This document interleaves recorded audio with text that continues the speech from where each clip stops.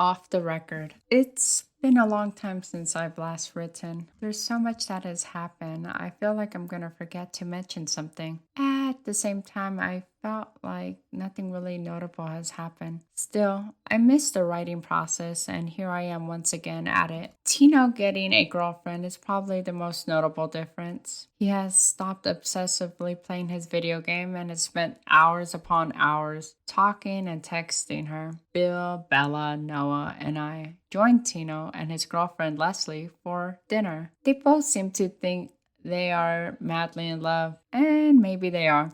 Hearing Tino talk about his girlfriend, I am reminded of Michelle and I. I remember texting her for hours and spending as much time as I could talking with her before we finally moved in together.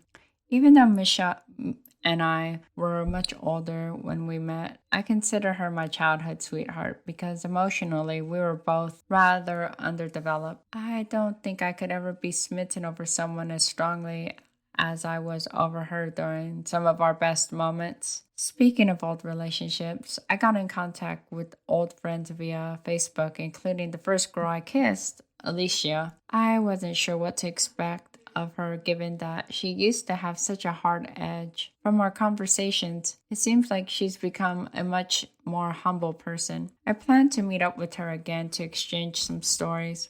I was a bit surprised she was so accepting of my transition, but I'm kind of glad I caught up with her. In an alternate universe, her and I could have ended up together.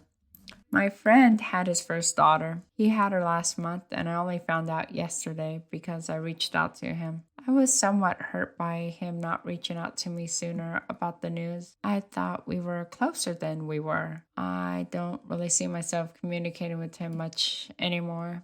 I haven't spent too much time with Eric lately. There were moments his coming to Sacramento seemed imminent. Ultimately, it just wasn't in the cards. I did have a rather heartbreaking conversation with his on-again, off-again girlfriend Gina. Her and I share a lot in common, and if she lived closer, we'd probably be close friends. William has been coming by every weekend and staying at my place. Despite all the advice to the contrary, I've let the relationship linger. I've tried to open up to him and be a bit more honest about everything. There's still a few things I keep to myself. Some things I can't share, like work-related specifics. Other things I just don't feel comfortable discussing. Most of the staff here at work caught COVID last week.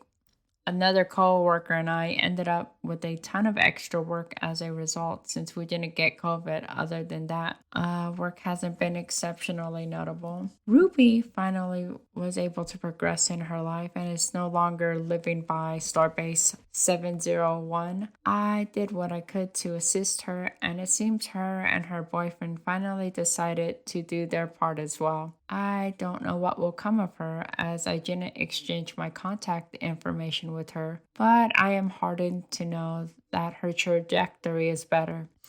I continue to be more sure of my spiritual interactions of late. These days, I am far more focused on trying to be how I need to be, more than what I'd like God and the universe to be. It is said that you reap what you sow, that karma plays out eventually.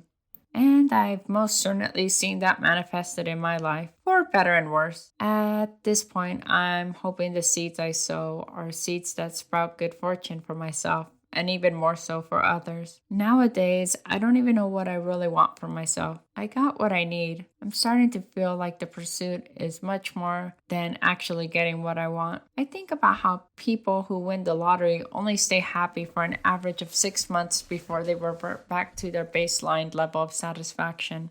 I wonder if after 6 months of winning the lottery, if I would go back to feeling this way, or if the combination of indulging myself and helping others would make me have a little bit more appreciation for the splendors of life. Thank you for joining me on this episode.